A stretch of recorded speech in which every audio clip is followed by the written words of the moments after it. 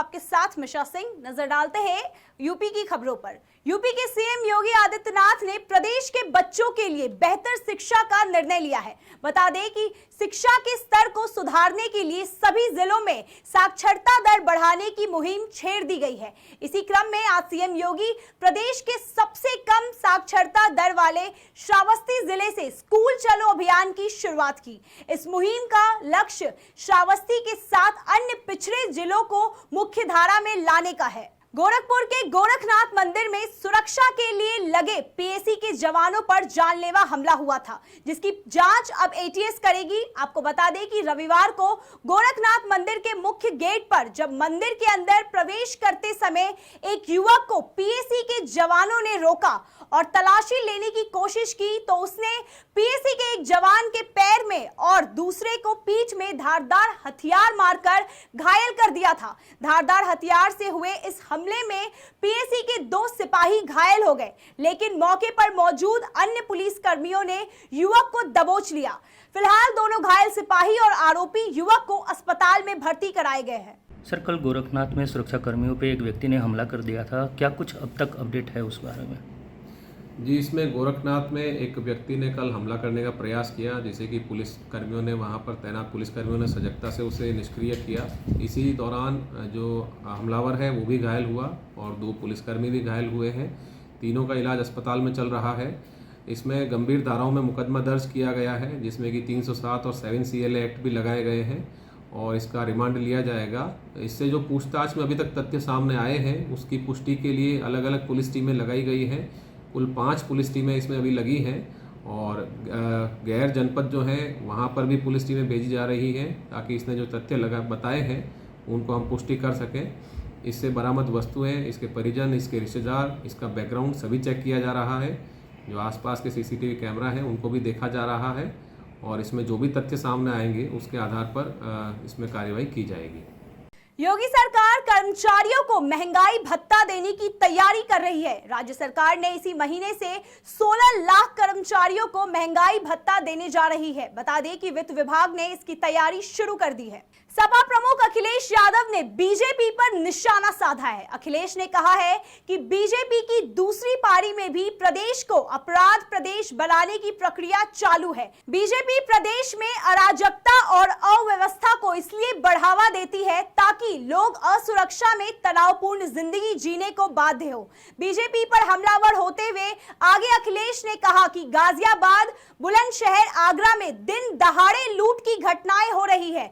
झूठे विज्ञापनों और भाषणों से बीजेपी नाकामियां ढकने का काम कर रही है, लेकिन सच को कब तक छुपाएंगे? जनता जानती है कि सत्ता संरक्षित अपराधी ही जब खुलेआम वारदातें कर रहे हैं तो उन पर लगाम कौन लगाएगा? सर 25 तारीख को बाबा जी का शपथ ग्रहण है सर, क्या कहें? शपथ ग्रहण में जाएंगे? मुझे नहीं लगता कि मैं जाऊंगा, न मुझे बुलाया जाएगा।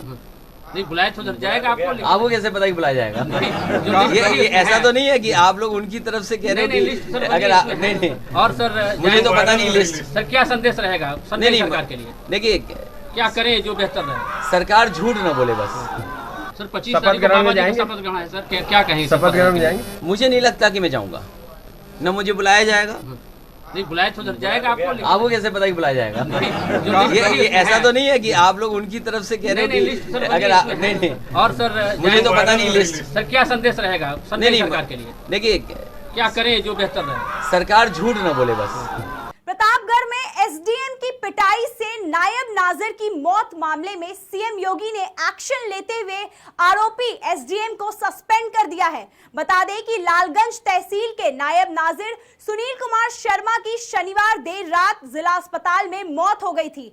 उन्हें 30 मार्च की रात तहसील परिसर में बुरी तरह पीटा गया था, जिसके बाद सुनील ने एसडीएम पर पिटाई का आरोप लगाते हुए तहरीर थाने में दी थी। पुलिस ने हत्या का मामला दर्ज कर लिया है। जल्द ही हत्यारोपी एसडीएम की गिरफ्तारी हो सकती है। यूपी विधानसभा चुनाव 2022 में जसवंत नगर से प्रचंड जीत दर्ज करने वाले प्रसपा अध्यक्ष शिवपाल यादव किस पार्टी का दामन छोड़ेंगे और किसका दामन थामेंगे ये तो पता नहीं, लेकिन बीजेपी में जाने की अटकलों के बीच अब शिवपाल यादव भगवा रंग में रंगे नजर आने लगे हैं। नवरात्रि के तीसरे दिन यानी आज शिवपाल यादव ने रामायण की चौपाई के साथ भगवान राम को परिवार, संस्कार और राष्ट्र निर्माण की सर्वोत्तम पाठशाला बताया है। इससे शिवपाल यादव के बीजेपी में शामिल होने का संकेत समझा जा रहा है। उत्तर प्रदेश में शिक्षा को सर्वोपरि रखते हुए प्रशासन हर रोज नए कदम उठा रहा है। अब कासगंज के प्राइमरी स्कूल में स्कूल चलो अभियान को जागरूक करने के लिए एक रैली का आयोजन किया गया। जिलाधिकारी हर्षित माथुर ने इस रैली को हरी झंडी दिखाकर रवाना किया। जिलाधिकारी, पुलिस अधीक्षक और एसडीओ ने मां सरस्वती की प्रतिमा पर दीप प्रज्वलित कर माला पहनाई। वहीं बच्चों ने सांस्कृतिक कार्यक्रम प्रस्तुत किए। गौरतलब है कि उत्तर प्रदेश के सीएम ने आह्वान किया है कि उत्तर प्रदेश में कोई बच्चा शिक्षा से वंचित ना रहे। मैम, आज जो स्कूल चलो अभियान की शुरुआत की गई है, इसमें कितने स्कूल के बच्चों ने भाग लिया है? कितने बच्चे भाग लेंगे? देखिए, स्कूल चलो अभियान जो आज शुरू हुआ है, ये एक अभियान के रूप में हमारे जनपद के समस्त जो विद्यालय हैं उन सभी को इसमें कार्य करना है। 4 अप्रैल से 30 अप्रैल तक ये पूरा अभियान चलेगा, जिसमें कि विशेष रूप से एनरोलमेंट पर ध्यान देना, यानी कि छात्रों का नामांकन बढ़ाया जाना है। इसके अलावा जो ओवरऑल शिक्षा की गुणवत्ता है जनपद में स्कूलों में, उस पर कार्य होना है। और इसके संबंध में आज बेसिक शिक्षा विभाग के द्वारा जो ये कार्यक्रम कराया जा रहा है, इसका यही उद्देश्य है और आज इसकी शुभारंभ किया गया। वक्त हो चुका है एक छोटे से ब्रेक का। ब्रेक के इस पार खबरों का सिलसिला यूं ही जारी रहेगा।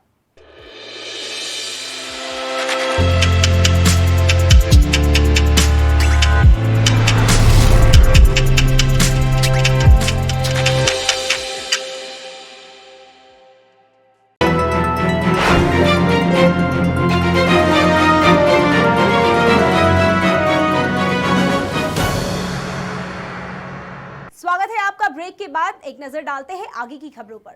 यूपी सरकार के राज्य मंत्री दानिश आजाद जीत के बाद पहली बार बलिया पहुंचे। इस दौरान दानिश आजाद ने कहा कि योगी सरकार मदरसों के आधुनिकीकरण पर जोर दे रहे हैं। मदरसों को डिजिटल और स्किल डेवलपमेंट से भी जोड़ा जाएगा। इसके साथ ही प्रदेश में चल रहे बाबा बुलडोजर पर राज्य मंत्री ने कहा कि यह बुलडोजर उन लोगों के लिए है जो गरीबों की जमीन पर कब्जा करते हैं, जो सरकारी जमीनों पर बिल्डिंग बनाते हैं। उनके लिए यह स्पष्ट संदेश है कि ऐसे लोगों के खिलाफ यूपी में सख्त कार्रवाई होगी।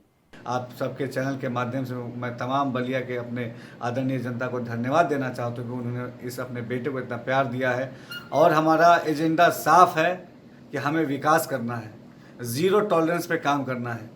बलिया को एक बेहतर ज़िला बना के हमें दिखाना है। एक जिम्मेदारी जो हमारे माननीय मुख्यमंत्री जी ने दी है, उस जिम्मेदारी को मैं पूरी ईमानदारी से निर्वहन करूंगा। जो हमारे पिछले 5 साल में जो हमारी योजनाएं चल रही हैं, उन योजनाओं का अवलोकन किया जाएगा। उत्तर प्रदेश की सत्ता में दोबारा वापसी के बाद योगी सरकार ने दलित एजेंडे को अपनी प्राथमिकता में शामिल कर लिया है। बता दें कि 2024 में होने वाले लोकसभा चुनाव को देखते हुए योगी सरकार ने अंबेडकर जयंती के मौके पर एक कार्यक्रम आयोजित किया जाएगा, जिसमें 14 अप्रैल को प्रदेश के कई जिलों में बड़े पैमाने पर दलित मित्र का संदेश दिया जाएगा। इन कार्यक्रमों की शुरुआत 13 अप्रैल की शाम से की जाएगी, जिसके तहत सबसे पहले बाबा साहेब डॉक्टर भीमराव अंबेडकर विश्वविद्यालय में गोष्ठी का आयोजन होगा। इसके साथ ही 14 अप्रैल को अंबेडकर महासभा परिसर में मुख्य कार्यक्रम होगा, जिसमें सीएम योगी भी शामिल होंगे। देश भर में नवरात्रि का त्योहार पूरे उत्साह और धूमधाम से मनाया जा रहा है। इसी बीच औरैया के बिधुना में माता के मंदिर में भारी भीड़ देखने को मिली। आज नवरात्र का तीसरा दिन है और लोग दूर दूर से मंदिर में माता के दर्शन करने आ रहे हैं। जी, आप यहाँ जो है माता के मंदिर पे आप पुजारी हैं, किस तरीके से मानता है? आज जब से आए तब से देख रहे हैं। आज अपने बिधुना नगर का प्राचीन मंदिर है और माता में इतनी शक्ति, कोई भी भक्त अपनी कामना को लेकर के आता है, उसकी सभी मनोकामनाएं पूरी होती है। उसी हिसाब से जो व्यक्ति जो चीज़ मान के आता है वो माँ को अर्पित करता है और उनसे भक्त को कल्याण होता है। और अपने बिधुना में मतलब अपनी मंदिर की कमेटी के द्वारा मंदिर का सजावट, मंदिर का डेकोरेशन और मंदिर की व्यवस्था